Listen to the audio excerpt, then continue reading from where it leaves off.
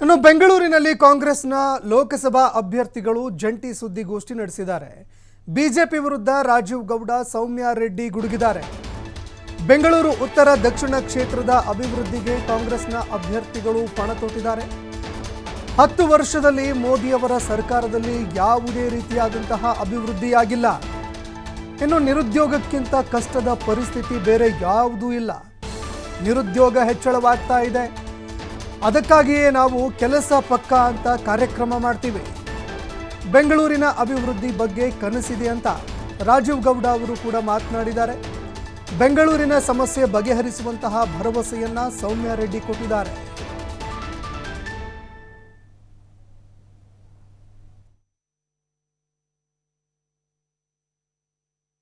ಬೆಂಗಳೂರಲ್ಲಿ ನಾವು ಸೀರಿಯಸ್ ಆಗಿ ಪ್ರತಿಯೊಂದು ಅಷ್ಟೇ ಒಂದು ದೇಶ ಮಟ್ಟದಲ್ಲಿ ಹೋಗಿ ಕಾಪ್ ಅಂತ ಹೋಗ್ಬಿಟ್ಟು ಅಲ್ಲಿ ಆಶ್ವಾಸನೆಗಳು ಕೊಡ್ಬೋದು.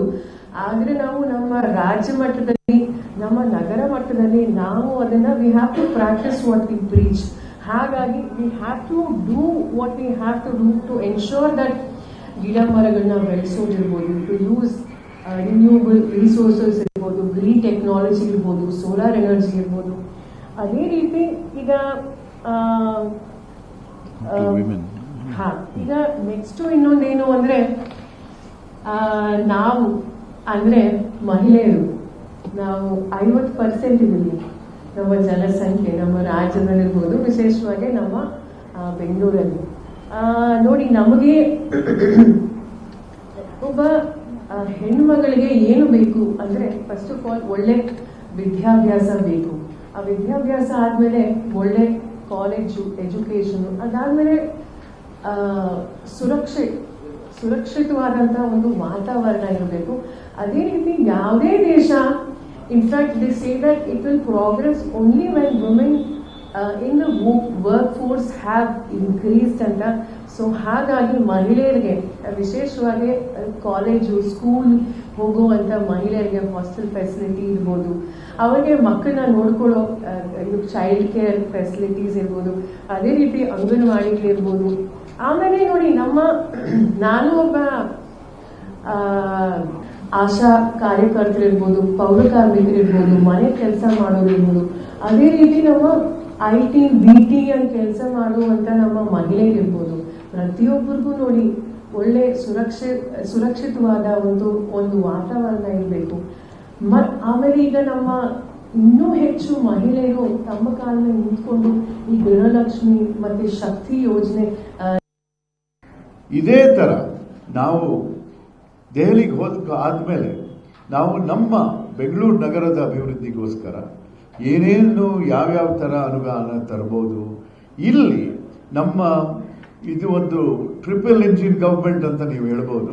ಏಕೆಂತಂದ್ರೆ ನಾವು ಕೇಂದ್ರ ಪಾರ್ಲಿಮೆಂಟ್ ಕಡೆಯಿಂದ ನಾವು ಬಂದು ಇಲ್ಲಿ 2ನೇ ಎಂಜಿನ್ ಆದರೆ ನಮ್ಮ ಸಿದ್ದರಾಮಯ್ಯ ಶಿವಕುಮಾರ್ ಅವರ ನೇತೃತ್ವದ ಸರ್ಕಾರ, ಮತ್ತು ಇನ್ನು ಮುಂದೆ ಕಾರ್ಪೊರೇಷನ್ ಚುನಾವಣೆ ಆಗುತ್ತೆ. ಅವಾಗ ತಿರ್ಗಾ ನಮ್ಮ ಕಾಂಗ್ರೆಸ್ ಅಧಿಕಾರಕ್ಕೆ ಬಂದಾದ ತಕ್ಷಣ ನಮ್ಮ ಸಮಿತಿಗಳ ಜೊತೆ ಎಲ್ಲ ಸೇರಿಕೊಂಡು ಒಂದು ಟ್ರಿಪಲ್ ಎಂಜಿನ್ ಸರ್ಕಾರ ನಡೆಸ್ತೀವಿ ಅಂತ ನಾವು ಅದಕ್ಕೆ ಪ್ಲಾನ್ ಮಾಡ್ತಾ ಇದ್ದೀವಿ.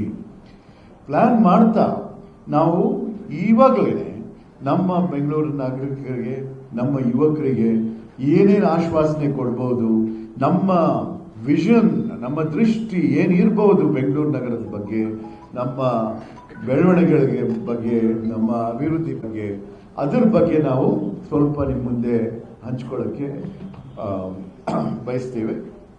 ಮೊದಲನೇದಾಗಿ ನಾವು ನಮ್ಮ ಕೇಂದ್ರ ಪ್ರಣಾಳಿಕೆ ಏನಿದೆ ಅದನ್ನ ನಮ್ಮ ಬೆಂಗಳೂರು ನಗರಕ್ಕೆ ಅಡ್ಯಾಪ್ಟ್ ಮಾಡಿ ಇಲ್ಲೇ ಅನುಷ್ಠಾನ ತರಕ್ಕೆ ಒಂದು ನಮ್ಮ ಕೇಂದ್ರ ಮ್ಯಾನಿಫೆಸ್ಟೋದು ಏನು ಪಾಯಿಂಟ್ಸ್ ಇವೆ, ಏನು ನ್ಯಾಯಗಳಿವೆ, ಅದನ್ನ ಇಲ್ಲೇ ನಾವು ಮಾಡೆಲ್ ಇಂಪ್ಲಿಮೆಂಟೇಷನ್ ಮಾಡಿ ಇಡೀ ದೇಶಕ್ಕೆ ಹೇಗೆ ಮಾಡಬಹುದು ಅಂತ ತೋರ್ಸಕ್ಕೆ ನಾವು ತಯಾರಾಗ್ತಾ ಇದ್ದೀವಿ.